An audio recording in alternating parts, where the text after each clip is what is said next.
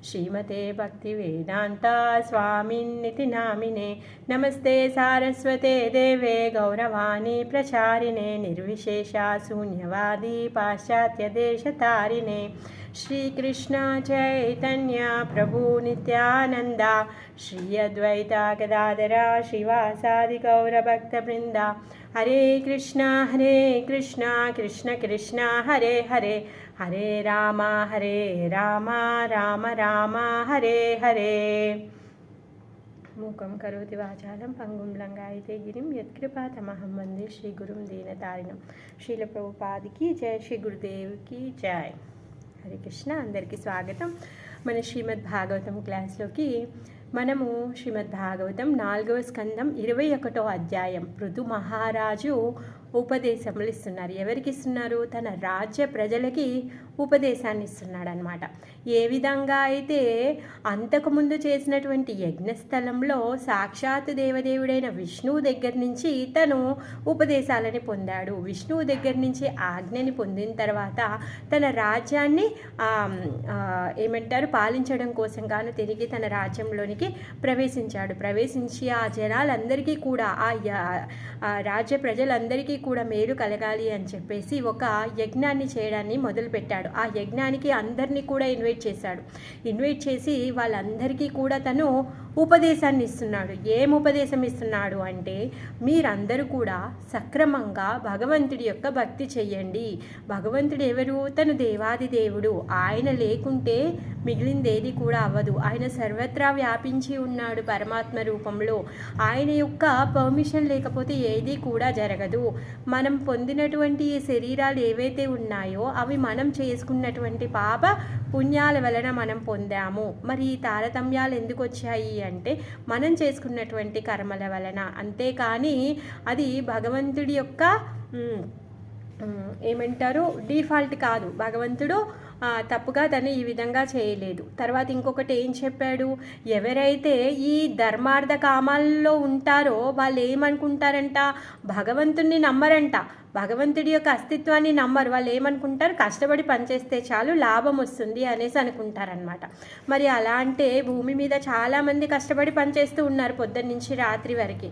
అంతే కష్టము సాఫ్ట్వేర్ జాబ్లో చేసేవాడికి వాడికి లక్షల్లో జీతం వస్తుంది. మరి కూలివాడు కూడా అంతకంటే ఎక్కువ శ్రమ చేస్తూ ఉన్నాడు, కష్టపడుతూ ఉన్నాడు. మరి అతనికి అంత జీతం వస్తుందా? అన్ని డబ్బులు లభిస్తాయా? లభించవు. అందుకే భగవంతుడు పృథు మహారాజు ఏం చెప్తున్నాడు అంటే, అది మన యొక్క పూర్వ కర్మానుసారంగా మనం పొందుతున్నాము. వీటన్నింటినీ కూడా ఎవరు ఏర్పరుస్తున్నారు? భగవంతుడు ఏర్పరుస్తున్నాడు. మనం చేసేటటువంటి తప్పులని కూడా తను ఏం చేస్తూ ఉన్నాడు? ఈ తప్పులకి కూడా మనం చేసినటువంటి పొరపాట్ల నుంచి మనల్ని బయటికి వచ్చి భగవద్ధామానికి ఉద్ధరించే విధంగా ఈ సదుపాయాలు, సూర్యచంద్రులు, తర్వాత ప్రతి ఒక్కటి కూడా ఆహారం కానీ పండ్లు కానీ అన్నీ కూడా మనకిచ్చి తను ఏం చేస్తున్నాడు? తన వైపు మళ్ళే విధంగా తను చేస్తున్నాడు. ఇంకా గురువులని, శక్తావేశ అవతారాలని, తర్వాత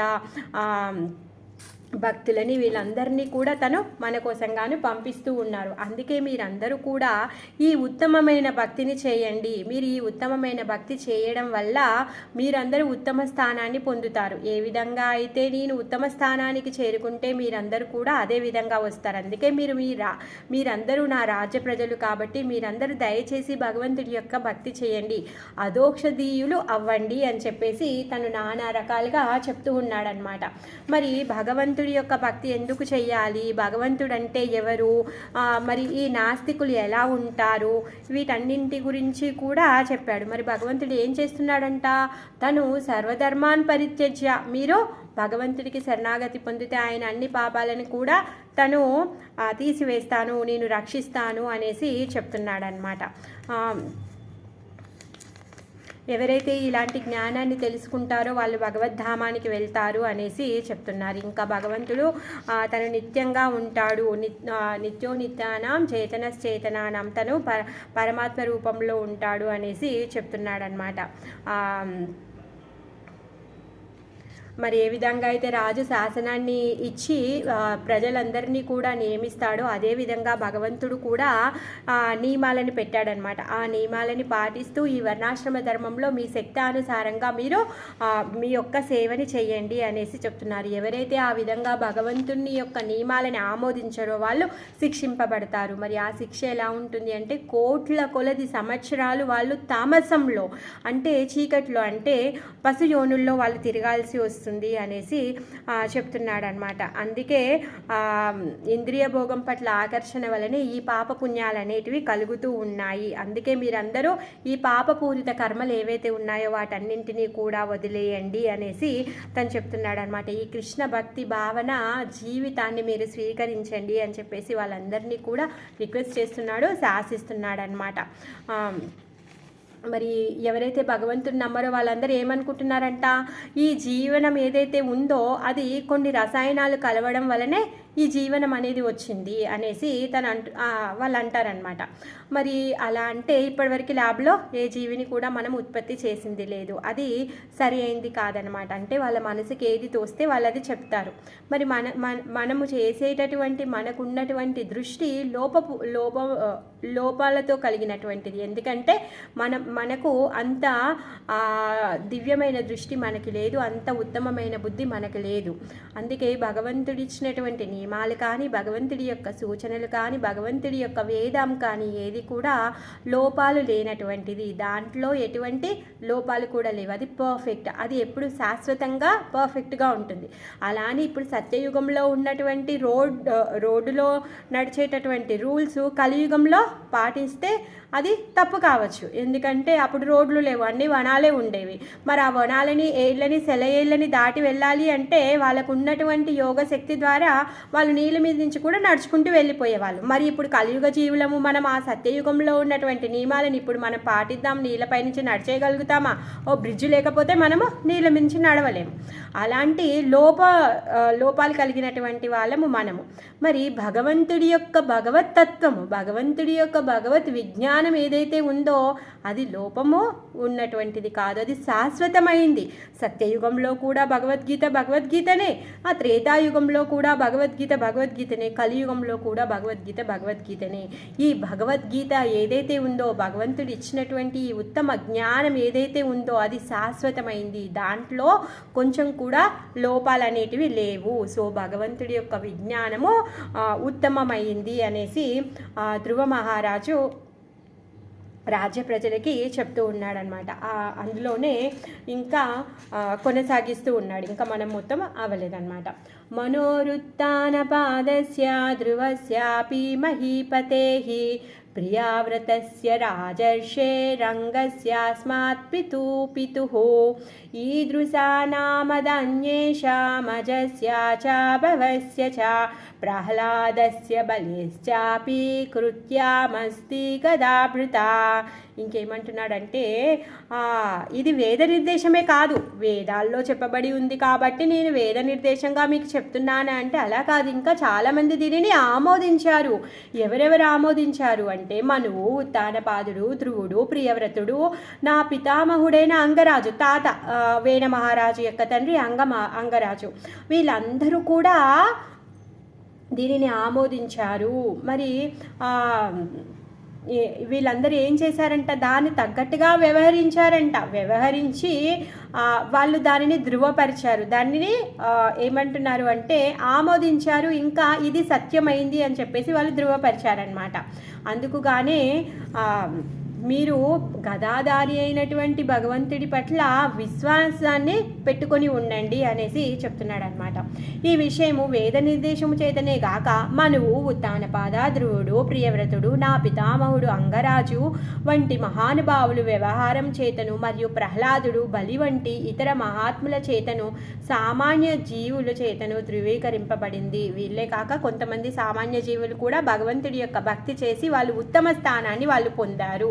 సో అందుకని ఈ ఆస్తిక మహాశైలకు వారందరూ గదాధరియకు భగవానుని అస్తిత్వమును విశ్వసించి ఉండిరి. సో ఎవరికైతే ఈ నమ్మకం ఉందో, ఈ గదాధరి చక్రపాణి అయినటువంటి భగవంతుడి యొక్క అస్తిత్వాన్ని, ఆయన నిజంగా స్థితమై ఉన్నాడు, భగవంతుడికి రూపం లేదు అనేసి అంటారు కదా.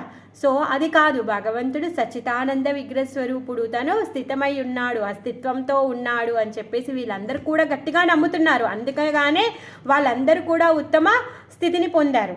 లేకపోతే ప్రహ్లాదుడు పిలవగానే భగవంతుడు రావడం ఏంటి? భగవంతుడు లేకపోతే ఎవరొస్తారు? మనం ఏమైనా ఇప్పుడు కెమికల్స్ని తయారు చేసి రియాక్షన్ చేస్తే అక్కడ ఏమైనా జీవిని మనం సృష్టించగలుగుతామా? లేదు కదా. వాళ్ళందరూ కూడా ఏంటి, బలి మహారాజుని మర్దించడం కోసం గాను వామన రూపాన్ని తీసుకొని వచ్చాడు.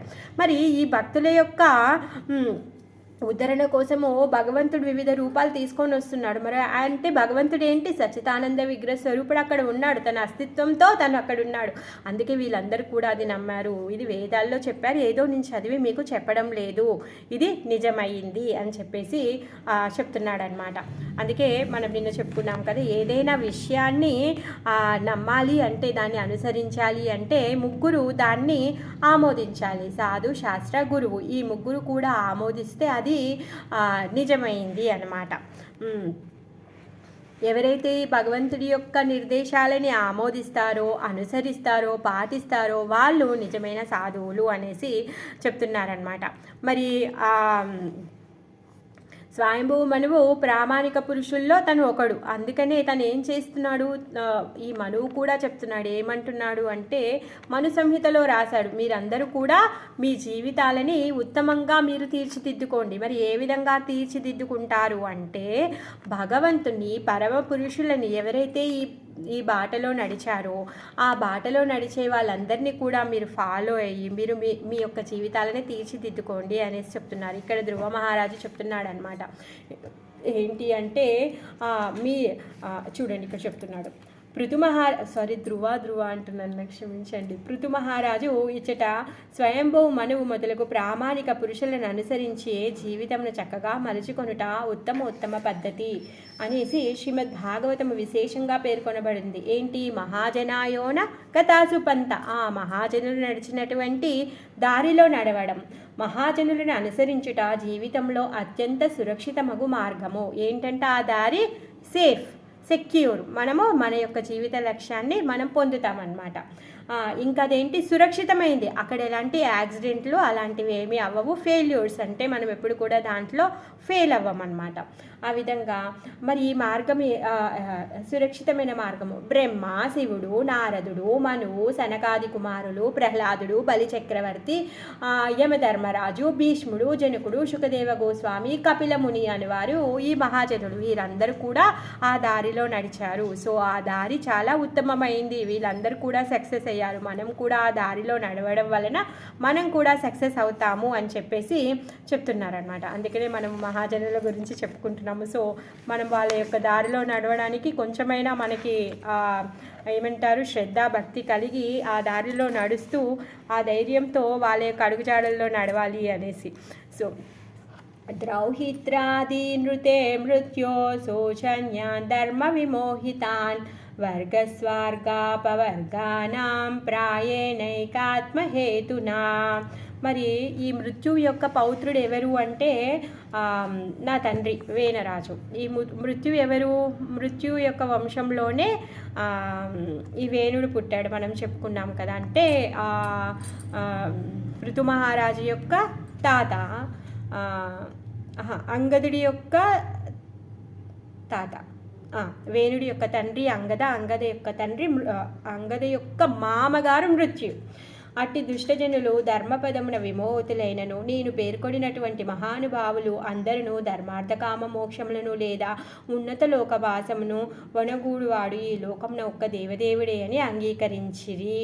ఆయన ఏమంటున్నాడంటే, వాళ్ళ నాన్న ఈ వేణుడు చేసినటువంటి దురాగతాలు ఆ రాజ్యంలో ఉన్న వాళ్ళందరికీ తెలుసు. అందుకనే చెప్తున్నాడు, ఏమంటున్నాడంటే ఈ మృత్యువు నుంచి వచ్చినటువంటి ఈ వేణుడు తప్పితే, ఇలాంటి దుష్టజనులు తప్ప మిగిలిన వాళ్ళందరూ కూడా భగవంతుణ్ణి వాళ్ళందరూ కూడా ఫాలో చేస్తున్నారు. వాళ్ళందరూ కూడా భగవంతుడి యొక్క దైవత్వాన్ని, ఆయన యొక్క సచ్చిదానంద విగ్రహాన్ని, ఈ ధర్మ కామ మోక్షాలు ఏవైతే ఉన్నాయో వాటన్నింటినీ వీళ్ళందరూ కూడా స్వీకరిస్తున్నారు అనేసి చెప్తున్నాడు అనమాట. మరి ఈ ధర్మార్థ కామ మోక్షాలను ఇచ్చేవాడు ఎవరంట? దేవాది దేవుడు. తర్వాత ఈ ఉన్నత లోక వాసమును కూడా ఇచ్చేవారు ఎవరంట? దేవాది దేవుడే. ఇందుకు కొంతమంది ఏం చేస్తారు అంటే ధర్మార్థ కామ మోక్షాలుగా వెళ్ళి భగవంతుని పూజ చేస్తారు. అంటే ఇప్పుడు ధర్మం చేయడం వల్ల నాకు అర్థం లభిస్తుంది, డబ్బు లభిస్తుంది అర్థం. ఈ డబ్బు వలన నేను కామం, నాకున్నటువంటి కోరికలను నేను తీర్చుకోగలుగుతాను. ఎప్పుడైతే నా కోరికలను తీర్చుకుంటూ బోర్ అయిపోతానో, ఇంకా ఈ కోరికల పట్ల నాకు విరక్తి వస్తుందో, అప్పుడేంటి, నేను మోక్షం గురించి ఆలోచిస్తాను. సో అప్పుడు మోక్షం గురించి ఆలోచించినప్పుడు భగవంతుడి యొక్క భక్తి చేయడం మొదలు పెడతాడనమాట. ఆ విధంగానో లేకపోతే కొంతమంది ఏం చేస్తారంటే దాన ధర్మాలు, పుణ్యం చేస్తూ ఉంటారు, అర్చన చేస్తూ ఉంటారు, ఉద్యాపనలు చేస్తూ ఉంటారు. ఏం చేస్తూ ఉంటారు వీళ్ళు? ఉత్తమ లోకాన్ని అంటే స్వర్గానికి వెళ్ళి అక్కడ ఎంజాయ్ చేయాలి అనుకుంటారు. స్వర్గంలో ఉన్నటువంటి నందనకాననం ఏదైతే ఉందో ఆ నందనకాననానికి వెళ్ళి వాళ్ళు ఎంజాయ్ చేయాలి అనేసి అనుకుంటూ ఉంటారనమాట. ఏది ఏమైనా కానీ ఆ ఉత్తమ లోకాన్ని ఇవ్వాలన్నా కానీ, ధర్మార్థ కామ మోక్షాలను ఇవ్వాలన్నా కానీ, వైకుంఠాన్ని ఇవ్వాలన్నా కానీ ఎవరు ఇవ్వాలంట? అది దేవాది దేవుడైన భగవానుడు మాత్రమే ఇవ్వాలి. మరి ఎప్పుడు ఆయనని మనం అంగీకరించినప్పుడే మనం ఆయన దగ్గర నుంచి పొందగలుగుతాం. అసలు దేవుడే లేడు అంటే అప్పుడు ఏం చేయగలుగుతాము? అది నాస్తికత్వము. అందుకనే గొప్ప వాళ్ళందరూ కూడా దానిని అంగీకరించారు. ఈ మృత్యు యొక్క పౌత్రుడు ఎవరైతే ఉన్నాడో వేణుడు తప్పితే మిగిలిన వాళ్ళందరూ కూడా అంగీకరించారు అనేసి చెప్తున్నాడు అనమాట. ఎందుకంటే ఆయన వాళ్ళ తండ్రి వేణ మహారాజు పరమ నాస్తికుడు. అందుకని ఏం చేశాడు? ఈ దేవదేవుణ్ణి తను అంగీకరించలే. ఓన్లీ ధర్మ కామాలనే తను అనుకుంటాడు. ఏంటి అంటే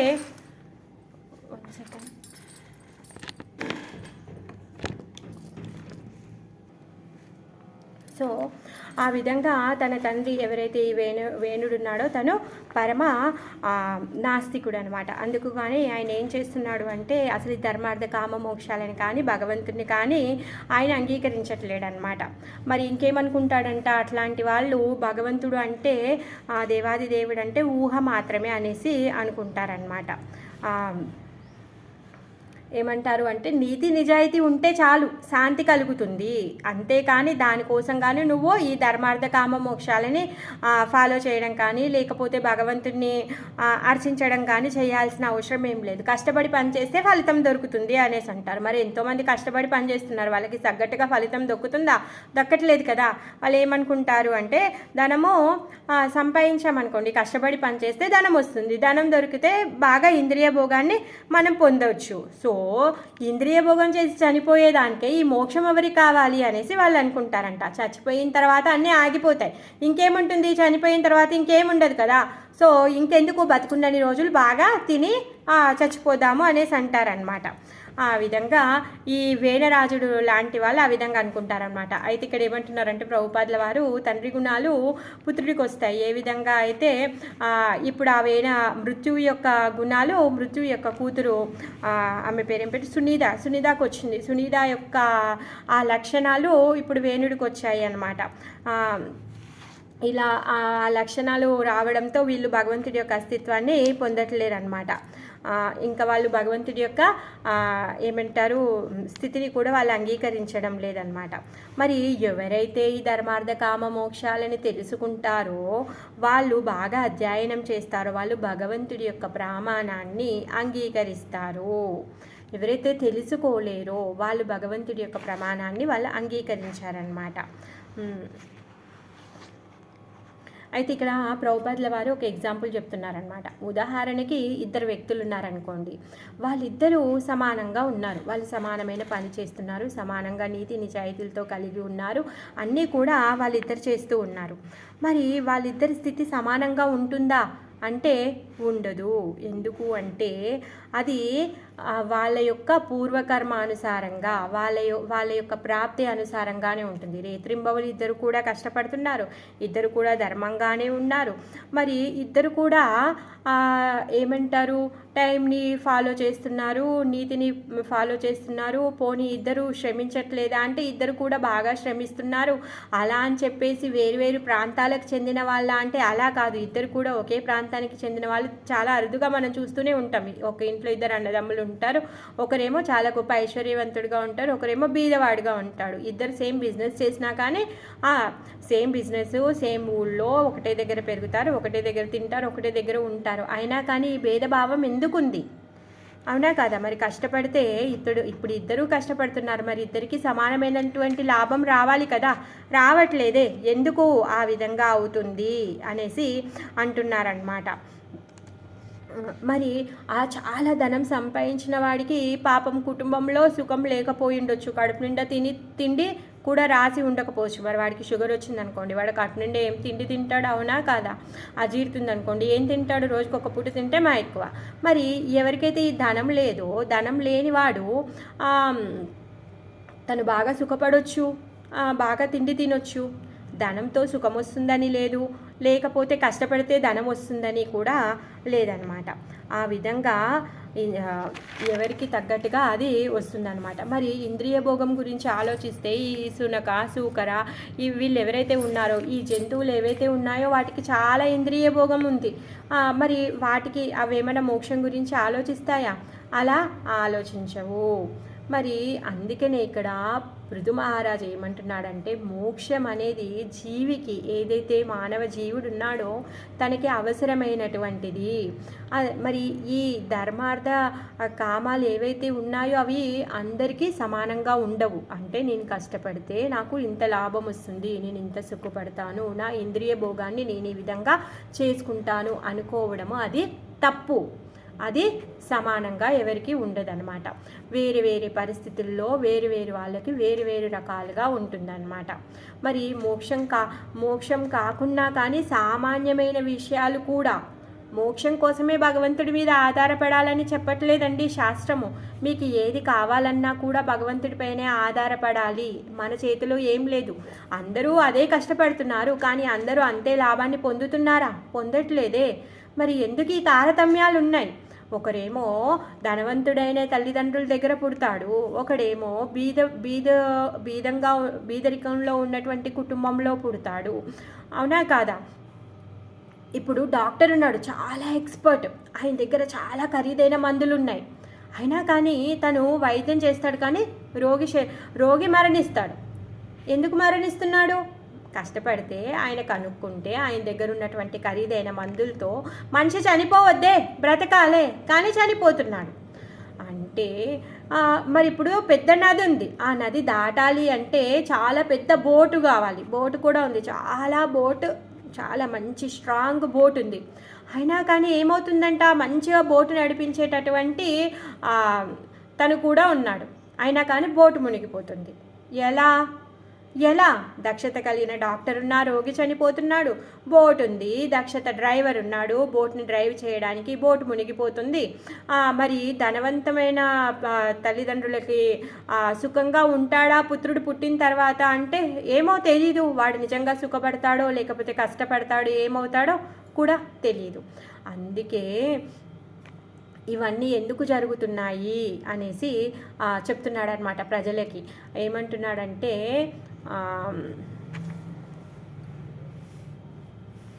ఎప్పటి వరకైతే మనము భగవంతుడి యొక్క శరణాగతి పొందమో అప్పటి వరకు మనం చేసేటటువంటి శ్రమ, ఏదైతే సంఘర్షణ ఉందో అది ఫలవంతము కాదు. భగవంతుడి యొక్క అనుగ్రహము లేకపోతే అది ఫలవంతము కాదు. మరి ఈ తారతమ్యాలు ఎందుకు వచ్చాయి అంటే, మనం చేసేటటువంటి కర్మల వలన ఒక్కొక్కరు ఉన్నతమైనటువంటి విద్యని గరించగలుగుతారు, ఒక్కొక్కరు ఉన్నతమైనటువంటి ధనాన్ని గరించగలుగుతారు. ఈ తారతమ్యాలు ఎందుకున్నాయి అంటే, మనం చేసినటువంటి పాప పుణ్యాల కారణం వలన. మరి ఈ పాప పుణ్యాల కారణం వలన మనం ఇక్కడే పుడుతూ ఉన్నాం, చచ్చిపోతూ ఉన్నాం. నిన్న చెప్పాడు ఏంటి, 84 లక్షల యోనుల్లో తిరుగుతూ ఉన్నారు. మీరెవరైతే ఈ భగవంతుడి యొక్క సూచనలని పాటించరో వాళ్ళు ఈ లోకంలోనే తిరుగుతూ ఉండాలి. అందుకే ఇక్కడ చెప్తున్నాడు, ఏమంటున్నాడంటే ఈ తారతమ్యాలు అనేటివి ఇక్కడ ఉన్నాయి. నువ్వు భౌతికమైంది పొందాలన్నా, మోక్షం పొందాలన్నా, భగవంతుడి యొక్క వైకుంఠాన్ని పొందాలన్నా కానీ నీ స్వంత శక్తితో నువ్వేమి చేయలేవు. నీకు భగవంతుడి యొక్క అనుగ్రహము అవసరము అనేసి చెప్తున్నాడు. నీ యొక్క సొంత ప్రయత్నంతో ఫలితం రాదు, నువ్వు సఫలం అవ్వవు, నువ్వు సక్సెస్ అవ్వవు. ఎప్పుడైతే కృష్ణుడు శాంక్షన్ చేస్తాడో అప్పుడే నువ్వు సక్సెస్ అవుతావు. అందుకనే అంటారు కదా, భగవంతుడు చంపేయాలి అనుకుంటే ఎవరు కాపాడినా కూడా కాపాడలేరు. భగవంతుడు బ్రతికించాలి అనుకుంటే వాడిని ముక్కలు ముక్కలుగా నరికినా కూడా వాళ్ళ శరీరంలో నుంచి ప్రాణం పోదు. ఆ విధంగా తను బ్రతికే ఉంటాడనమాట. సో అందుకే భగవంతుడి యొక్క ఏమంటారు ఆజ్ఞ లేనిదే ఏది కూడా జరగదన్నమాట.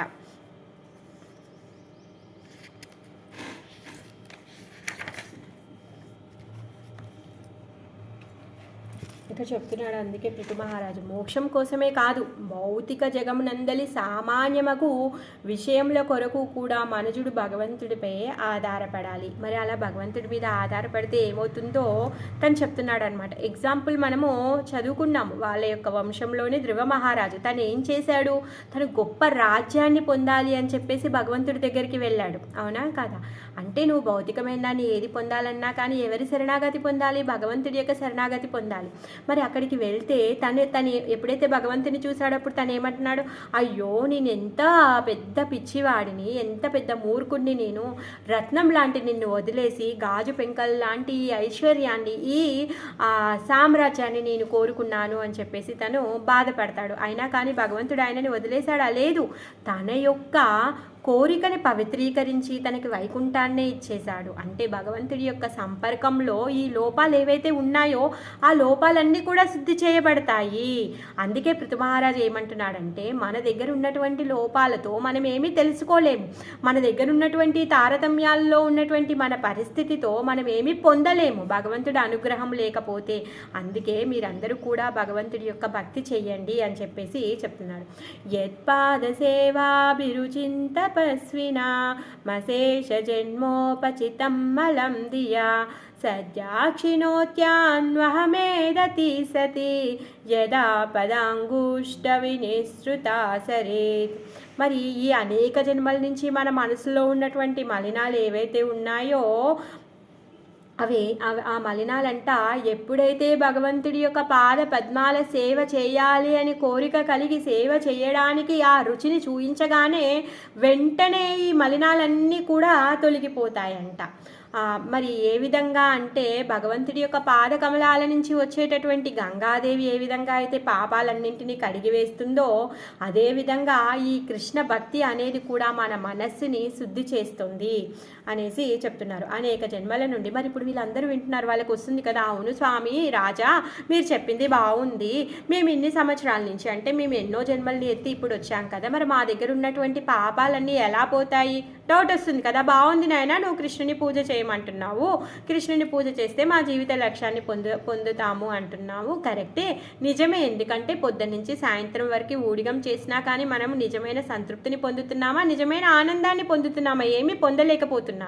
అంటే ఏది పొందాలన్నా కానీ భగవంతుడి యొక్క కరుణ కావాలి. సరే మేము అర్థం చేసుకుంటున్నాం, కానీ మరి మేము ఎప్పటి నుంచో చేస్తూ ఉన్నాం కదా, మరి ఈ పాపాలన్నీ అవి ఎక్కడికి పోతాయి డౌట్ వస్తుంది కదా. అందుకనే ఇక్కడ పృథు మహారాజు చెప్తున్నారనమాట.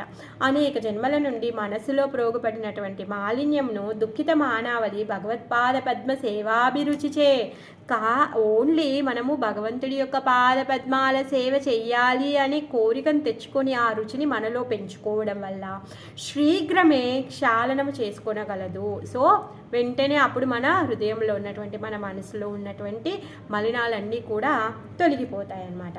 భగవానుని చరణకమల అంగుష్ట అంగుష్టము నుండి బహిర్గతమయ్యేడి గంగాజలము వలె ఆ పద్ధతి తక్షణమే మనస్సును శుద్ధిపరచగలదు. గంగా ఏ విధంగా అయితే పాపాలన్నింటినీ తొలగించేస్తుందో ఆ విధంగా వెంటనే మనస్సు కూడా భగవంతుడి యొక్క పాద పద్మాల సేవ చెయ్యాలనే కోరికతో ఇవన్నీ కూడా పోతాయన్నమాట. కృష్ణ భక్తి భావన క్రమంగా వృద్ధి చెందగలదు. ఎప్పుడైతే ఈ పాపాలన్నీ పోతాయో అప్పుడు మన లోపల కృష్ణుడి యొక్క భక్తి చేయాలి అనే భావన నెమ్మదిగా పెరుగుతూ ఉంటుందన్నమాట.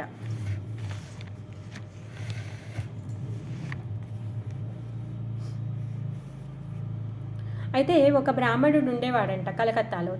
తనకి ఎలాంటి రోగం వచ్చినా, అంటే ఎలాంటి డిసీజ్ వచ్చినా కూడా తనకు డాక్టర్ దగ్గరికి వెళ్ళి మందు వేసుకునేవాడు కాదనమాట. తను ఓన్లీ గంగా జలాన్ని తను తాగుతూ ఉండేవాడు. తన యొక్క నమ్మకం, నేను గంగా జలాన్ని రోజు స్వీకరిస్తే నాకు ఎటువంటి డిసీజ్ కూడా ఉండదు, అంటే రోగ విముక్తుని అవుతాను అని చెప్పేసి తనకి నమ్మకం. అదే విధంగానే తను రోజు ఆ గంగా నది నీళ్ళని తాగడం వల్ల తను ఆరోగ్యంగా ఉండేవాడనమాట. మరి ఇప్పుడు ఆ గంగాలో అప్పుడప్పుడు ఏమంటారు మలం కూడా వస్తుంది. తర్వాత ఈ ఫ్యాక్టరీస్లో నుంచి వదిలేటటువంటి చెడు ద్రవ్యాలు ఏవైతే ఉంటాయో అవన్నీ కూడా గంగలో కలిసి కాలుష్యం అవుతూ ఉంటాయి అన్నమాట. మరి అయినా కానీ భక్తితో శ్రద్ధతో గంగని సేవించడం వలన ఏమవుతుంది అంటే మనకి భగవంతుడి పట్ల ఉన్నటువంటి ఆ భక్తి ఇంకా పెరుగుతుంది. ఆ భక్తి శ్రద్ధలతో మనము అలాంటి మలినాలు దాంట్లో ఉన్నా కూడా ఎవరైతే ఈ భక్తి శ్రద్ధతో గంగాదేవిని సేవ చేస్తారో వాళ్ళ లోపల భక్తి శ్రద్ధ ఏదైతే ఆధ్యాత్మిక అభిరుచి ఉందో అది ఇంకా పెరుగుతూ ఉంటుంది. అది గంగ యొక్క మహిమ అనేసి ప్రభుపాదుల వారు చెప్తున్నారనమాట. ఎందుకు అది గంగా నది ఎక్కడి నుంచి వచ్చిందంట? భగవంతుడి యొక్క పాద పద్మాల నుంచి వచ్చినటువంటిది. భగవంతునితో సాంగత్యంతో కలిసిన ప్రతి ఒక్కటి కూడా పరమ పవిత్రమైనటువంటిది. మిగిలిన వాళ్ళని కూడా పరమ పవిత్రం చేయగలిగేటటువంటి శక్తి కలిగినటువంటిది. అందుకనే అలాంటి భగవంతుడి యొక్క పాద పద్మాల సేవ ఏమవుతుంది? ఆ భగవంతుడి యొక్క పాద పద్మాల సేవని స్వీకరించడం వల్ల అనేక జన్మల నుంచి మన పైన ఉన్నటువంటి గుట్టలు రాసులు పెద్ద పెద్ద పర్వతం లాంటి ఏవైతే ఈ ఏమంటారు క్లేశాలు, తర్వాత దుమ్ము ధూళి, ఇవన్నీ ఏవైతే మన హృదయం మీద ఉన్నాయో అవన్నీ కూడా తొలగిపోతాయి. మలినాలు అంటే ఆ మురికి గుట్ట ఏదైతే మన తల మీద ఉందో, ఈ పాప కర్మల గుట్ట ఏదైతే ఉందో అవన్నీ కూడా ప్రక్షాళనం అవుతాయి అనేసి చెప్తున్నారనమాట. అంటే మన పాపాలని కడుక్కోవడానికి సబ్బు ఏంటిది అంటే భగవంతుడి యొక్క పాద సేవ. భగవంతుడి యొక్క పాద సేవని చేయడము, ఆ కోరికని పెంచుకోవడము, ఆ శ్రద్ధని పెంచుకోవడము. మరి ఎలా పెరుగుతుంది? మరి సులభంగా ఎలా చేయగలుగుతాము అంటే మనం కలియుగంలో ఉన్న మన కోసంగాను భగవంతుడు దయతో చైతన్య మహాప్రభు రూపంలో వచ్చి అతి సులభంగా హరే కృష్ణ మహామంత్రాన్ని మనకిచ్చాడు. హరే కృష్ణ కృష్ణ కృష్ణ హరే హరే, హరే రామ రామ రామ హరే హరే అనే మంత్రాన్ని జపం చేయడం వల్ల, కీర్తనం చేయడం వల్ల, భగవంతుడి యొక్క దివ్యమైనటువంటి లీలలు శ్రవణం చేయడం వల్ల, భగవంతుడికి నిత్యంగా నైవేద్యాన్ని వండి పెట్టడము, ఆయనకి పూలు అర్పించడము, ఆయన యొక్క మందిరాన్ని క్లీన్ చేయడము, భగవంతుడి యొక్క దర్శనం చేసుకోవడానికి గుడికి వెళ్ళడం, ఇలాంటి కార్యాలు చేయడం వల్ల ఏమవుతుంది అంటే అది భక్తియుత సేవ. అలాంటి ఇంకా మనకి రుచి పెరుగుతుంది. దాన్ని నిత్యంగా నిరాటంకంగా మనం చెయ్యాలి అని చెప్పేసి మనకి ఆ కోరిక పెరుగుతుంది అనమాట. అప్పుడు మన ఆధ్యాత్మికత ఇంకా పురోగతి చెందుతుంది అనమాట. అందుకే కృష్ణ భక్తిని చెయ్యండి అని చెప్పేసి ప్రభుపాదుల వారు చెప్తున్నారు. అందుకే చైతన్య మహాప్రభు నిత్యానంద మహాప్రభుని ఇంకా హరిదాస్ ఠాకూర్ని అందరి ఇళ్ళకి పంపించాడు. మరి హరిదాస్ ఠాకూర్ నిత్యానంద మహాప్రభు ఏం చేస్తున్నారు? ప్రతి ఒక్క ఇంటికి వెళ్ళి డోర్ కొట్టి వాళ్ళు అడుక్కుంటున్నారంట. ఏంటి? మీ ధనమో ధాన్యమో మాకొద్దు స్వామి మీ అనేసి వాళ్ళ పాదాలని మొక్కి మీరు ఒక్కసారి హరే కృష్ణ మహామంత్రాన్ని చెప్పండి, హరి బోల్ అని చెప్పేసి వాళ్ళందరినీ కూడా వేడుకుంటూ ఉన్నారు. హరినామాన్ని చెప్పండి అని చెప్పేసి. ఆ విధంగా భగవంతుడు దయామయుడు అనమాట. అందుకే కృష్ణ సేవ చెయ్యాలనే కోరికతో మనకున్నటువంటి పాపాలు, తర్వాత మలినాలు ఇవన్నీ కూడా తొలగిపోతాయి అన్నమాట. మరి ఈ ఏమంటారు ఆర్థిక లాభమైనా సరే, ఇంద్రియ తృప్తి అయినా సరే, ఏదైనా సరే పొందాలి అంటే ఏం చెయ్యాలి? కృష్ణ భక్తిని స్వీకరించాలి. భగవద్గీతలో భగవంతుడు చెప్తున్నారు, క్షిప్రం భవతి ధర్మాత్మ శశ్వద్భాంతిం నిగచ్చత. భగవంతుని ఆశ్రయించడం వలన ఏమవుతుందంట, పరమ పవిత్రులం అవుతాము. ఆ విధంగా సమస్త పాపాలన్నీ తొలగిపోతాయి. పృథు మహారాజు తమ రాజ్య ప్రజలందరికీ కూడా బోధిస్తున్నాడనమాట. ఈ గురువు ఆది గురువే కృష్ణుడు. ఆయన మరి గురువు ఎవరు, కృష్ణుడి యొక్క ప్రతినిధి. అందుకే ఈ గురువు ఏం చేస్తూ ఉంటాడు, శిష్యుల యొక్క పాపాలన్నింటిని కూడా స్వీకరించి భగవంతుడి యొక్క ధామానికి శిష్యుడు వెళ్ళే విధంగా తను దారిని చూయిస్తూ ఉంటాడనమాట. అందుకుగానే మహాప్రభు ఈ గురువు పరంపరని ఇంకా ముందుకు పంపించడం కోసం గాను, మనందరి కోసం గురువులను ఏర్పరచడం కోసం కానీ, ఈ విధంగా మనకి భగవంతుడు భగవద్గీతలో ఆయన చెప్పినటువంటి జ్ఞానాన్ని, భాగవతంలో ఉన్నటువంటి జ్ఞానాన్ని చెప్పడానికి గురు పరంపర అనేది ఏర్పడుతుంది. ఆ గురువు తను ఈ జ్ఞానాన్ని మనకిచ్చి తను ఏం చేస్తున్నాడు, మన యొక్క పాపాలని తను స్వీకరిస్తూ ఉన్నాడనమాట. ఆ విధంగా గురువు మనని ఉద్ధరించడం కోసంగానే వస్తూ ఉంటాడు. వినిర్దూతాశేష మనోమలాపుమా ససంజ్ఞ విజ్ఞాన విశేష వీర్యవాన్ యదాంగ్రిమూలే కృతకేతన పునా ససంస్కృతిం క్లేశవహం ప్రపద్యతే. ఇక్కడ ఏమంటున్నాడంటే, ఎప్పుడైతే మనం భగవంతుడి యొక్క పాద పద్మాల శరణాగతి పొందుతామో అప్పుడు మన లోపల ఉన్నటువంటి డౌట్స్ అన్నీ కూడా పోతాయంట. పోయి మనకి వైరాగ్యం వస్తుంది. వైరాగ్యం వచ్చి భక్తి యోగాన్ని మనము స్వీకరిస్తాము అనేసి చెప్తున్నాడనమాట. ఇంకా ఎప్పుడైతే ఈ వైరాగ్యం వచ్చి జ్ఞానాన్ని పొందుతాడో అప్పుడు తను ఏం చేస్తాడు, తిరిగి ఈ భౌతికమైన ప్రపంచానికి రావాల్సిన అవసరం లేదు. భగవంతుడి పట్ల భక్తి చేస్తూ, భగవంతుడి సేవ చేస్తూ భగవద్ధామానికి వెళ్ళిపోతాడు. కానీ మళ్ళీ తిరిగి ఈ జన్మ జరా మృత్యు వ్యాధి ఉన్నటువంటి లోకానికి తిరిగి రాలేడనమాట. భక్తుడు భగవత్ శరణారవిందములను ఆశ్రయించినప్పుడు అపార్థము లేదా మానసిక కల్పనము పూర్తిగా ప్రక్షాళితమై అతని యందు వైరాగ్యము ప్రకటమగును. భక్తి యోగ బలము చేతనే అది సాధ్యపడగలదు. భగవత్పాద పద్మ మూలమును ఆశ్రయించిన భక్తుడు ఇంకా ఈ తాపత్రయ పూర్ణమగు భౌతిక అస్తిత్వమునకు తిరిగి రాడు. సో వైరాగ్యము అంటే మనం అందరం కూడా ఇల్లు వదిలేసి అడవికి వెళ్ళి వైరాగులం అయిపోతామని అర్థం కాదండి. ఆ వైరాగ్యము అంటే మనకు ఉన్నటువంటి భౌతికమైనటువంటి ఆకర్షణలు ఏవైతే ఉన్నాయో, ఈ భౌతికమైనటువంటి కోరికలు ఏవైతే ఉన్నాయో వాటి నుంచి వైరాగ్యాన్ని పొందుతాము. అందుకే ఏం చెయ్యాలి అంటే మనము మహాప్రభు ఇచ్చినటువంటి హరే కృష్ణ మహామంత్రాన్ని జపం చెయ్యాలి, సంకీర్తన చెయ్యాలి, భగవంతుడి యొక్క మహిమ శ్రవణ చెయ్యాలి. అప్పుడు మన హృదయంలో ఉన్నటువంటి ధూళంతా పోతుంది. మరి ఎందుకు అనంతకాలం నుంచి మనం ఈ భౌతిక సాంగత్యంలో ఉన్నాం కాబట్టి మన హృదయంలో ఈ ధూళి దూసరం అంతా కూడా చేరిపోయిందనమాట. మనం ఏమనుకుంటున్నాము అంటే ఈ శరీరం శాశ్వతమైంది, మనం ఇక్కడ శాశ్వతంగా ఉంటాము అనేసి అనుకుంటున్నాము. అందుకే అలా అనుకోవడం వల్లనే మళ్ళీ చనిపోవడం, మళ్ళీ పుట్టడం జరుగుతూ ఉంటుందన్నమాట. అలా కాకుండా ఎప్పుడైతే భగవంతుడి యొక్క భక్తి మనము చేపడతామో అప్పుడు ఈ వైరాగ్యము జ్ఞానము రెండు పొందుతామన్నమాట. మరి వైరాగ్యము అంటే ఏంటిది, ఈ భౌతిక ఇంద్రియ తృప్తి ఏదైతే ఉందో దాని పట్ల కోరిక లేకుండా ఉండడం, అభిరుచి, టేస్ట్ అనిపించదు. ఇంకా ఏదైతే ఇంద్రియ తృప్తి ఉందో దాని పట్ల టేస్ట్ ఉండదు. ఇప్పుడు ప్రసాదం తినడం అలవాటు అయ్యిందనుకోండి, ప్రసాదం కానిది రోడ్ల మీద ఎంత అద్భుతంగా గార్నిష్ చేసి అమ్ముతున్నా కూడా పర్లేదు, వద్దు, దాన్ని తినాలని ఇప్పుడు కోరిక లేదు అని అనిపిస్తుందా లేదా? సర్లే, ఒకవేళ తినాలి అంటే మనమే వండుకొని కృష్ణుడికి ఆఫర్ చేసి తిందాము అని అనిపిస్తుంది. ఆ విధంగా ఇంద్రియ తృప్తి పట్ల రుచిని కోల్పోతామన్నమాట. అది వైరాగ్యం. అంతేకాని ఇల్లు వదిలేసి అడవికి వెళ్ళి వైరాగులం అవుతామని కాదు అర్థము. మరి జ్ఞానము, ఏం జ్ఞానం పొందుతామంట? భగవంతుడి యొక్క భక్తి చేయడంతో.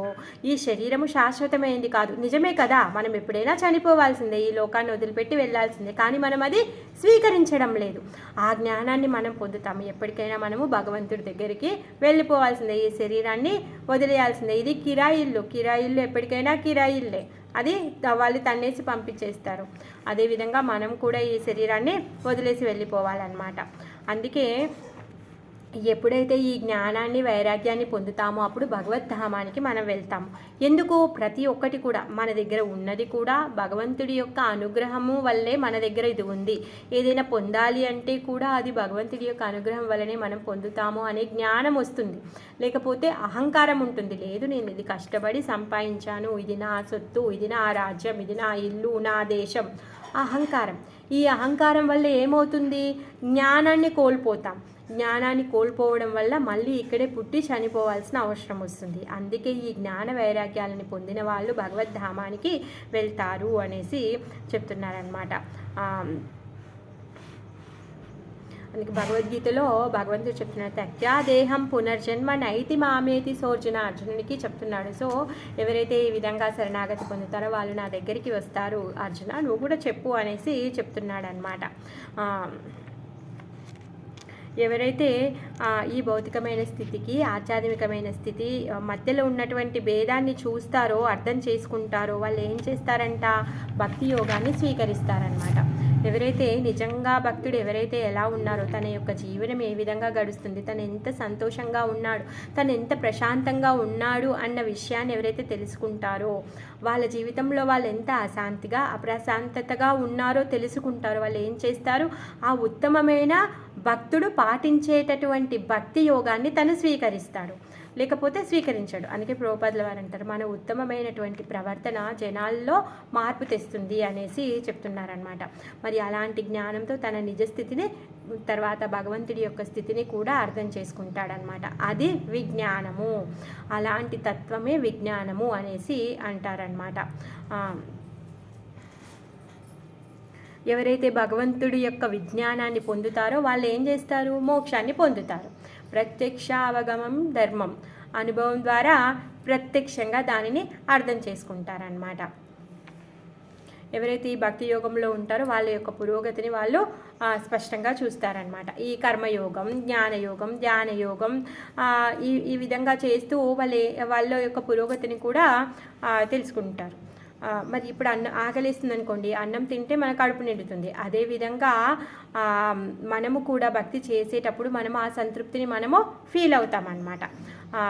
ఈ ఇంద్రియ భోగం అనేది ఏం చేస్తుంది? ఈ భౌతిక జగత్తు పైన ఆధిపత్యాన్ని చెయ్యాలి అనేసి, అంటే నేనే లీడర్ అవ్వాలి, ఇదంతా నా సొత్తు అనే భావం కలుగుతుంది. రజో తమో గుణాల వలన కలుగుతుంది. అలా కాకుండా భగవంతుడి యొక్క భక్తి మనం చేసామనుకో, అప్పుడు ఏమవుతుంది? ఆ స్వభావం మన లోపల నుంచి పోతుంది. మనము సత్వగుణానికి వస్తాము. సత్వగుణం నుంచి శుద్ధ సత్వానికి చేరుకొని మనము భౌతిక జగత్తుకి తిరిగి రాకుండా భగవద్ధామానికి వెళ్తాము అనేసి చెప్తున్నాడు అనమాట పృథు మహారాజు. ఏ విధంగా వాళ్ళ యొక్క గుణాల్లో మార్పును తెచ్చుకోవాలి, వాళ్ళ యొక్క ప్రవర్తన ఏ విధంగా ఉండాలి, వాళ్ళ యొక్క జీవన శైలి ఏంటి, వాళ్ళకు ఉన్నటువంటి పూర్వ కర్మలను ఏ విధంగా తొలగించుకోవాలో కూడా అతి సూక్ష్మంగా రాజప్రజలకి పృథు మహారాజు చెప్తున్నాడు. ఇంకా తమేవ యూయం భజతాత్మవృత్తిభి మనోవచాకాయ గుణై స్వకర్మభి ఆమాయినా కామధూంగ్రై పంకజా యదాధికారావసితార్థ సిద్ధయా. ఇంకా పృథు మహారాజు ప్రజలకి ఈ విధంగా బోధిస్తున్నారు. మీ మనస్సును, వాక్కును, దేహమును, కర్మఫలములను నియుక్తం చేయుచు నిష్కపటముగా భగవత్ సేవను చేయుడు. మీ సామర్థ్యము మరియు స్వకర్మను అనుసరించి భగవచ్చరణారవింద సేవలో పూర్తి నమ్మకంతోనూ ధారాళముగాను నియుక్తములగుడు. అంతటా జీవిత చరమ లక్ష్యమును సాధించటలో మీరు తప్పుగా సాఫల్యము చెందగలరు. సో ఇంకేమంటున్నారు? మీ యొక్క ప్రవర్తన, మీ యొక్క మాట, మీ యొక్క ఆచరణ, మీరు చేసేటటువంటి పని ఏదైతే ఉందో, మీ మనస్సు, ఇవన్నీ కూడా భగవంతుడి యొక్క సేవలో చెయ్యండి అనేసి చెప్తున్నాడు అనమాట. మరి ఏ విధంగా చేయాలి? మనకు శక్తి మించి కాదు, మీ శక్తానుసారము మీ స్వకర్మని భగవంతుడి యొక్క చరణాలకి అర్పించి చెయ్యండి అనేసి చెప్తున్నాడు. అప్పుడు మీ యొక్క జీవిత లక్ష్యాన్ని పొందుతారు. భగవద్గీతలో చెప్తున్నాడు ఏంటి? సర్వకర్మణ ప్రతి ఒక్కరు కూడా ఏం చేయాలి అంట? భగవంతుడు అర్పణంగా ప్రతి ఒక్క కర్మని కూడా భగవద్ అర్పణంగా చేయాలి. స్వకర్మని భగవంతుని అర్పించాలి. చాతుర్వర్ణం మయా సృష్టం గుణకర్మ విభాగసః. 4 చాతుర్వర్ణాలని తను విభజించాడు. మరి ఈ వర్ణంలో ఉన్నటువంటి వాళ్ళు, ఆ ఆశ్రమంలో ఉన్నటువంటి వాళ్ళు వాళ్ళ యొక్క కర్మలు ఏవైతే ఉన్నాయో వాటిని భగవద్ అర్పణంగా చేయాలి అనేసి చెప్తున్నాడు అనమాట. మరి ఈ సత్వగుణంలో ఉన్నటువంటి వాళ్ళు బ్రాహ్మణులు, శూద్రులు వీళ్ళు ఏం చేస్తారు? సత్యసంధతతో, ఇంద్రియ నిగ్రహంతో, తర్వాత మనో నిగ్రహంతో, శుచి, తితీక్ష, ఆత్మజ్ఞానం, భక్తి యోగం, ఇవన్నీ కూడా బ్రాహ్మణుల యొక్క లక్షణాలు. క్షత్రియులు ఏం చేస్తారు? వీళ్ళు ప్రజారక్షణ చేస్తారు. తనకున్న ధనాన్ని, వాళ్ళ దగ్గర ఉన్నటువంటి సంపదని పేదవాళ్ళందరికీ కూడా దానం చేస్తూ ఉంటారు. పేదవాళ్ళ కోసం గాను బాయిలు తవ్వించడము, సరస్సులు తవ్వించడము, వాళ్ళకి ఇండ్లు కట్టించడము, వాళ్ళు ఉండడానికి నివాస స్థలాలని అన్నింటినీ కూడా ఏర్పరచడము, వాళ్ళని సురక్షితంగా చూడడానికి ప్రహరీ గోడలు కట్టించడం, ఇవన్నీ కూడా వాళ్ళు చేస్తూ ఉంటారు. మరి ఇంకా ఖచ్చితమైన వైదిక పద్ధతిలో వాళ్ళు రాజ్యపాలన వాళ్ళు చేస్తారనమాట. రాజ్యం పైన ఎవరైనా దాడి చేస్తే భయపడి పారిపోడు, ధర్మంగా వాళ్ళని ఎదిరించి యుద్ధం చేస్తాడనమాట. మరి వైశ్యుడు ఏం చేస్తాడు? ఆహార ధాన్యాల ఉత్పత్తి చేస్తాడు, గోరక్షణ చేస్తాడు, వ్యవసాయం చేస్తాడు, వాణిజ్యం చేస్తాడు. తర్వాత తన యొక్క విద్యుత్ ధర్మం అది కూడా ఏ విధంగా నీతి నిజాయితీగా చేస్తాడనమాట. మరి శూద్రులు ఏం చేస్తారు అంటే తగినంత మేధస్సు లేనందువలన, శూద్రులు అంటే తక్కువైన వాళ్ళు కాదండి. ఇప్పుడు శరీరం ఉంది, శరీరంలో తల ఎంత ఇంపార్టెంటో కాళ్ళు అంతే ఇంపార్టెంట్. తల లేకపోతే పర్లేదు, శరీరం అంతా నడుస్తుంది అనుకుంటే అవుతుందా? తల కూడా కావాలి. మరి కాళ్ళు తీసేస్తే శరీరం నడుస్తుంది అనుకుంటే అవుతుందా? లేదు. అంటే ఈ శూద్రులు కూడా ఈ వర్ణాశ్రమంలో ముఖ్యమైనటువంటి వాళ్ళు. వాళ్ళని చులకనగా చూడాల్సిన అవసరం లేదు. వాళ్ళ దగ్గర మేధస్సు, తెలివి చాలా తక్కువగా ఉంది కాబట్టి వాళ్ళు స్వతహాగా నిర్ణయాలు తీసుకోలేరు, వాళ్ళ గురించి వాళ్ళు ఆలోచించలేరు. కాబట్టి ఈ శూద్ర వర్గానికి చెందినటువంటి వాళ్ళు ఈ ఉత్తమమైనటువంటి ఈ ధర్మనిష్ట పరాయణులు ఎవరైతే ఉన్నారో ఈ బ్రాహ్మణ, క్షత్రియ, వైశ్యులకి వాళ్ళు సేవ చేయడం వల్ల వాళ్ళు పొందేటటువంటి లాభాన్ని వీళ్ళు కూడా పొందుతారు, వాళ్ళు పొందేటటువంటి స్థితిని వీళ్ళు కూడా పొందుతారు. మరి వీళ్ళందరికీ కూడా తెలివి ఉంది. మరి వీళ్ళు ఏం చేస్తారు అంటే ఈ శూద్రులు ఎవరైతే ఈ తెలివి తక్కువైన వాళ్ళు ఉన్నారో వాళ్ళ యొక్క బాగోగులను వీళ్ళు చూస్తారు, వాళ్ళ యొక్క సంరక్షణని వీళ్ళు చూస్తారు. అది సిస్టమ్, ఈ చతుర్వర్ణం సిస్టమ్ అది. అంతేకాని ఏదో ఇప్పుడు మనం అనుకునేటటువంటిది కాదనమాట. మరి మీరు యొక్క ఆశ్రమాల్లో ఉండి ఏం చెయ్యాలి అంట? ఎప్పుడూ మీ యొక్క చింతన, మీ మనసు ఏదైతే ఉందో కృష్ణ మహిమలని వింటూ ఉండాలి. ఇంకా ప్రచారం చేయడంలో ఈ వాక్కు ఏదైతే ఉందో ఆ వాక్కుని పెట్టాలి. మరి తర్వాత ఈ దేహం ఏదైతే ఉందో కృష్ణుడి యొక్క సేవలో పెట్టాలి. ఈ విధంగా మనసు, వాక్కు, తర్వాత కర్మణలు అన్నీ కూడా భగవంతుడి యొక్క సేవలో పెట్టి భగవంతుణ్ణి సంతృప్తిపరచాలి. అదే మన యొక్క లక్ష్యం కావాలి అనేసి చెప్తున్నారనమాట. అదేంటండి ఎప్పుడు చూసినా భగవంతుడి సేవ చేయాలి, ఆ మనసు, వాక్కు అన్నీ కూడా ఇచ్చేసాం, అన్నీ చేసాం, అంతా టైం ఇచ్చేసాం, అన్నీ చేస్తున్నాం. మరి ఇప్పుడు మేము బతకాలి అంటే పని చేసుకోవాలి, డబ్బులు కావాలి, మరి మేము సంపాదించుకోవాలి. ఇది ఎలా సాధ్యమవుతుంది? సాధ్యమవుతుంది. ఏ విధంగా అయితే మనకు ముందు మొబైల్ లేదు, అవునా కదా? ఎవరికి కూడా మొబైల్ లేదు. అప్పుడు కూడా మనుషులు సంపాదించేవాళ్ళు, బ్రతికేవాళ్ళు, అన్నీ చేసేవాళ్ళు. ఇప్పుడు మొబైల్ వచ్చింది. మొబైల్ అనుక్షణము వదిలిపెట్టకుండా అంటి పెట్టుకొని ఉంటున్నాము. ఏ విధంగా అయితే మన జీవితంలో మొబైల్తో అంటి పెట్టుకున్నామో దాంతో మనం ఇప్పుడు సంపాదిస్తున్నాము, పిల్లల్ని చూసుకుంటున్నాము, మన యొక్క విద్యుత్ ధర్మాన్ని మనం వదిలిపెట్టలేదు, అలానే మొబైల్ని వదిలిపెట్టలేదు. అలానే ప్రతి కర్మలో, ప్రతి కార్యంలో భగవంతుడి యొక్క నామాన్ని మనం జోడించుకున్నాం అనుకోండి, అప్పుడు అయిపోతుంది. అది భగవంతుడి యొక్క కర్మగా మారుతుంది. భగవంతుడు దానికి సంతోషిస్తాడు.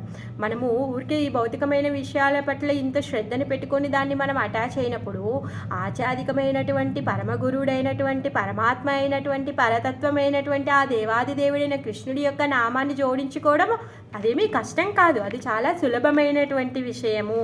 అందుకే మీరు మీ యొక్క కర్మలలో, మీ మనసులో, మీ యొక్క వాక్కులో, మీ యొక్క తనువులో భగవంతుణ్ణి మీరు చేర్చుకోండి అనేసి చెప్తున్నాడు అనమాట. ఇంకేమంటున్నాడంటే ఈ విధంగా ఈ 4 కేటగిరీస్ ఉన్నాయి అలా అని చెప్పేసి శిరస్సు ఇంపార్టెంటా, కాళ్ళు ఇంపార్టెంటా, అది కాదు. ప్రతి ఒక్కరు కూడా భగవంతుడి యొక్క జీవులు. వీళ్ళందరూ కూడా భగవంతుడి యొక్క ఆత్మలే. అందరూ కూడా ప్రతి ఒక్కరు వాళ్ళ యొక్క ధర్మాన్ని నిర్వర్తిస్తూ భగవంతుడిని సంతృప్తిపరచాలి. అంతేకాని వైశ్య, శూద్ర, బ్రాహ్మణుల్లో ఎటువంటి భేదము కూడా భగవంతుడికి లేదు. మరి పూర్ణ పురుషోత్తముడైనటువంటి దేవాది దేవుణ్ణి, కృష్ణుణ్ణి బ్రహ్మరుద్రులు పూజిస్తూ ఉంటారు. మరి సామాన్యమైన మానవులు ఏ విధంగా సేవించగలుగుతారు?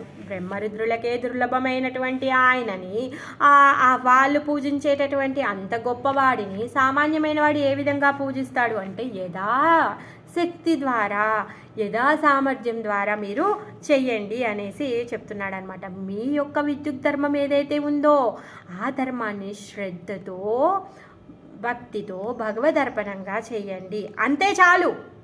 బ్రహ్మ ఇంకా రుద్ర వీళ్ళందరూ గొప్పవాళ్ళు, వాళ్ళ యొక్క సామర్థ్యం చాలా గొప్పది, వాళ్ళకి తగ్గట్టుగా వాళ్ళు భగవంతుని పూజిస్తారు.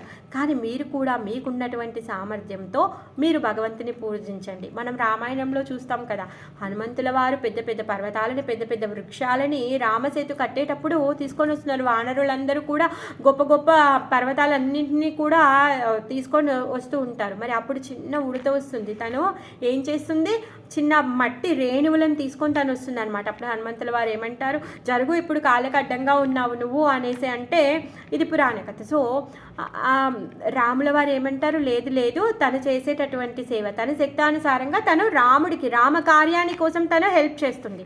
అదేవిధంగా బ్రహ్మరుద్రులు వాళ్ళ యొక్క శక్తానుసారంగా వాళ్ళు భగవంతుని అర్చిస్తారు. మనము కూడా మన యొక్క శక్తానుసారంగా మనము భగవంతుని అర్చించాలి. మరి ఎలా అర్చించాలి, కపటం లేకుండా భగవంతుడి యొక్క భక్తి చేయాలి. అప్పుడు మనము విజయాన్ని పొందగలుగుతాము. మన లోపల కపటం ఉంటే భగవంతుడు మనకి అనుగ్రహణ ఇవ్వడనమాట. మరి ఎలా మన భగవంతుడి యొక్క పూజ చేయాలి, బాగానే ఉందే, ఆ పూజా విధానం ఏంటి, ఎలా జపం చేయాలి, ఏం చేయాలి అంటే గురువు కావాలి. ఆ గురువు చెప్పినట్టుగా మనం చేయడం వల్ల మనము శీఘ్రంగా ఉత్తమంగా వెంటనే మనము భగవద్ధామాన్ని మనం చేరగలుగుతాము. లేకపోతే ఇప్పుడు స్కూల్లో జాయిన్ అవ్వకుండా నువ్వు 10th క్లాస్ ఎగ్జామ్ రాస్తానంటే ఎవరైనా రాయించుకుంటారా, రాయించుకోరు కదా. ఒక ఇన్స్టిట్యూట్ ఉండాలి, స్కూల్ ఉండాలి, అకాడమిక్ ఇయర్ ఉండాలి, తర్వాత సిలబస్ ఉండాలి. అదేవిధంగా మనం కూడా భగవద్ధామానికి వెళ్ళాలి అంటే మనకి కూడా ఇన్స్టిట్యూట్ ఉండాలి, టీచర్ ఉండాలి, సిలబస్ ఉండాలి. సిలబస్ ఏంటి, భగవద్గీత భాగవతాలు. మరి మనకు ఉన్నటువంటి స్కూల్ ఏంటి అంటే ఆచార్య పరంపర. మనం ఉన్నటువంటి కలియుగంలో 4 స్కూళ్ళు ఉన్నాయి. ఈ 4 స్కూళ్ళల్లో మీరు ఏ స్కూల్లో అయినా జాయిన్ అవ్వండి. జాయిన్ అయ్యి భగవంతుడి యొక్క నామజపాన్ని చెయ్యండి. నామజపాన్ని చేసి మీరు ఏ స్కూల్లో ఉన్నా కూడా మీరు భగవద్గీత భాగవతాలనే చదవాలి, వినాలి, భగవంతుడి గురించి వినాలి. ఆ విధంగా మీరు చేయడం వల్ల మీరు భగవద్ధామాన్ని చేరుకుంటారనమాట. మరి అలా భగవద్ధామాన్ని చేరుకోవడానికి శ్రీయ, శూద్రణ, లేకపోతే వైశ్య, తర్వాత బ్రాహ్మణ అలాంటి భేదాలు ఏమీ కూడా లేవు. ప్రతి ఒక్కరికి కూడా ఆ అవకాశం ఉంది. ఆ విధంగా మీరు మీ యొక్క తనువుని, మనసుని, బుద్ధిని భక్తి యోగంతో శ్రద్ధతో చేసి ఖచ్చితంగా మీరు అప్పుడు భగవద్ధామాన్ని చేరగలుగుతారు. ఆయన ఏమంటున్నాడు, భగవంతుడు ఏమన్నాడు, నీ యొక్క రాజ్యపాలన సక్రమంగా చెయ్యి అని చెప్తున్నాడు. ఆయన యొక్క రాజ్యంలో ఉన్నటువంటి ప్రతి ప్రజ కూడా భగవద్ధామానికి చేర్చేటటువంటి కార్యంలో తనున్నాడు.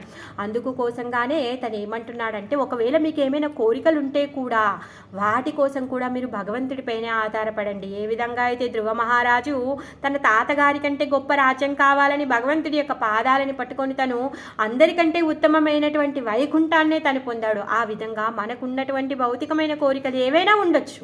భౌతికమైన లోకంలో ఉన్నాం కాబట్టి మనకి భౌతికమైన కోరికలు ఏవైనా ఉండొచ్చు. ఆ కోరికల కోసం కూడా మనం భగవంతుడి పైన ఆధారపడాలి. మనము భగవంతుడి యొక్క భక్తి చేయాలి. మరి వీటన్నింటినీ కూడా తీరుస్తూ తను ఏం చేస్తాడు, ఆయన యొక్క పాదాల పట్ల మన యొక్క శ్రద్ధ పెరిగే విధంగా తను చేస్తూ ఉంటాడనమాట.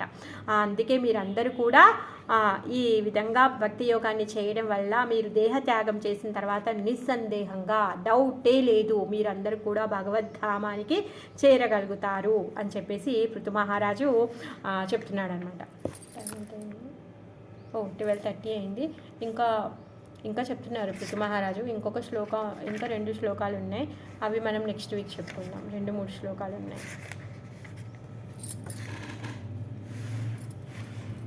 హరి కృష్ణ. ఈరోజు చెప్పుకునే దాంట్లో ఎవరికైనా సందేహం ఉందా?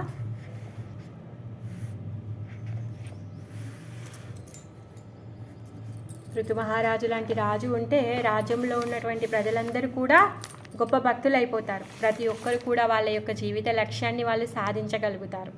లేకపోతే మనము ఇక్కడ ఏమంటారు, వేరే జీవులందరూ పుట్టారు కదా,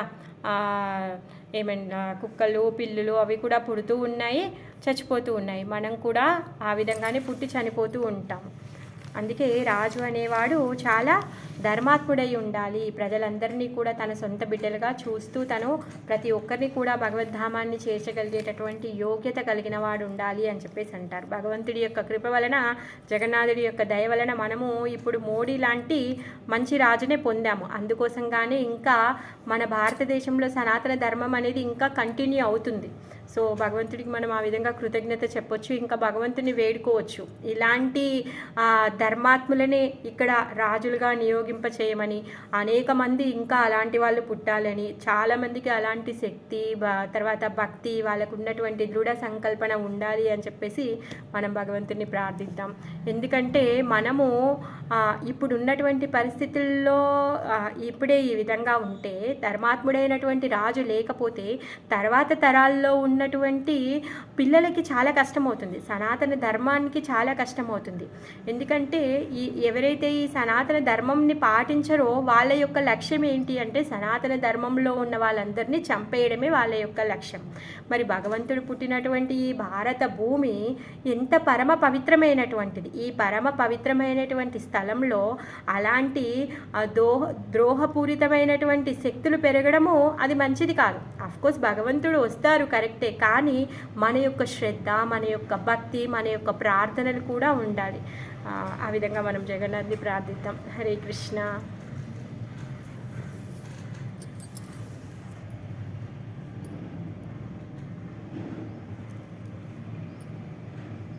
హరే కృష్ణ. హరే కృష్ణ మాత. హరే కృష్ణ మాతాజీ. లేట్గా జాయిన్ అయ్యాను. Okay okay, thank you. Hare Krishna. Hare Krishna Mataji. Hare Krishna. Hare Krishna Mataji.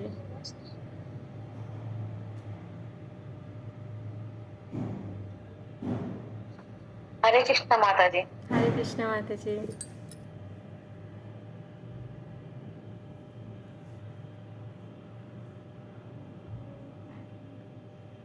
Hare Krishna Mataji. Hare Krishna Mataji.